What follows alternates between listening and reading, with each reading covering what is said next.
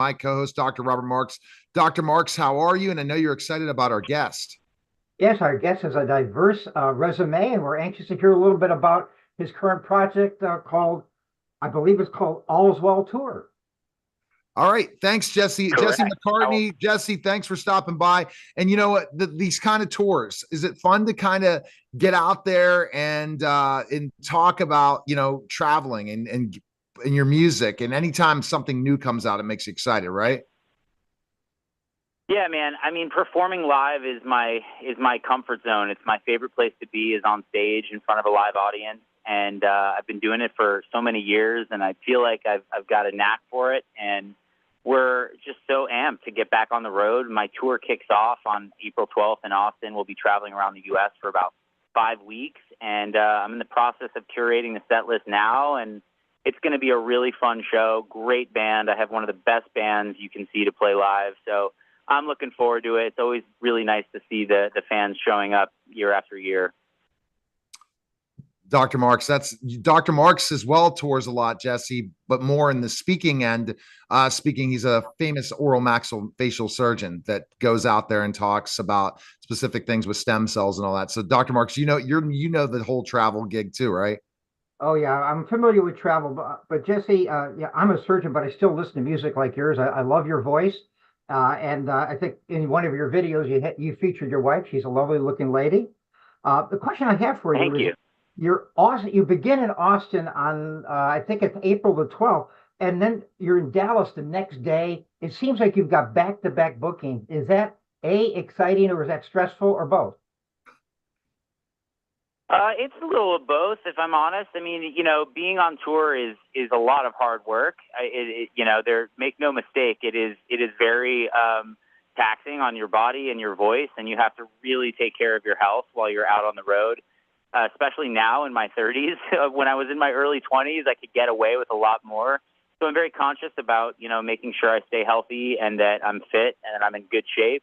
But we have an excellent team. My crew is incredible. I have an amazing bus driver, so we just jump on the bus after Austin and cruise down to Dallas. And we try to keep it like 2 to 3 shows max back to back before having a day or two off in between. But luckily Austin to Dallas isn't so bad. It's when you have to go from like Phoenix to Seattle that's kind of a haul.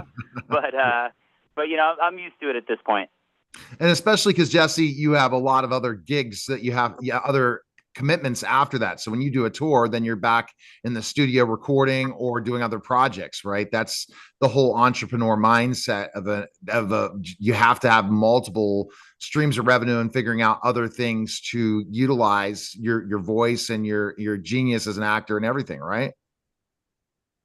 Yeah, I mean, I think writing and publishing has allowed me the freedom to sort of decide what I'm going to do and when I'm going to do it. It's given me that sort of creative freedom, and but I do love doing other things. I do a lot of voiceover work and a lot of acting as well. So I just like to stay creative, whatever the medium is.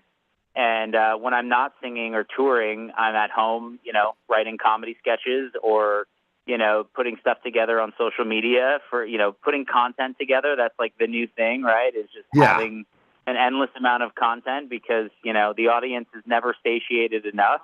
And, but it's fun. It drives you to stay sharp and stay creative.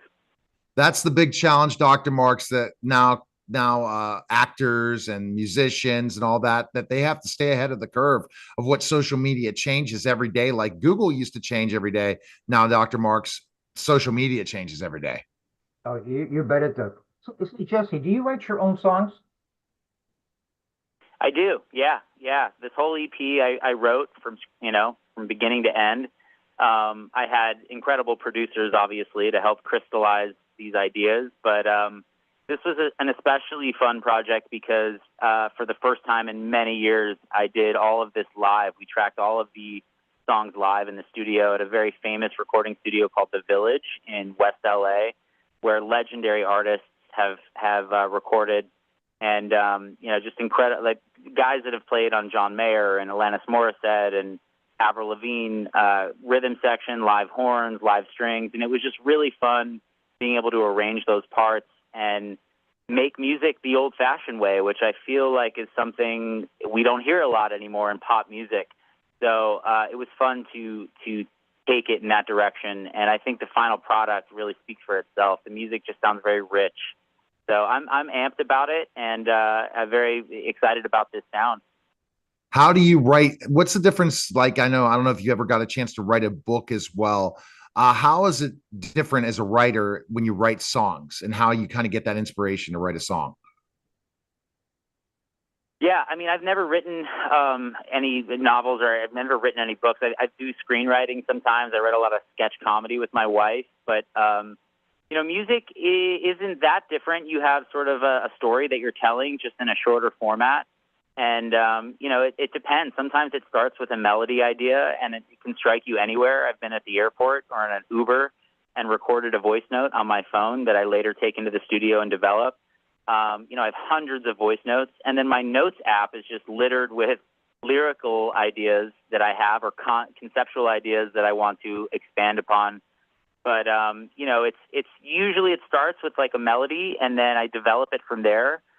Or even a chord progression that I really like. I'll sit at my piano at home and write down a little chord progression that I think is nice, and develop it from there. But, the idea is like telling a story that people can relate to and is accessible in a new, fresh way.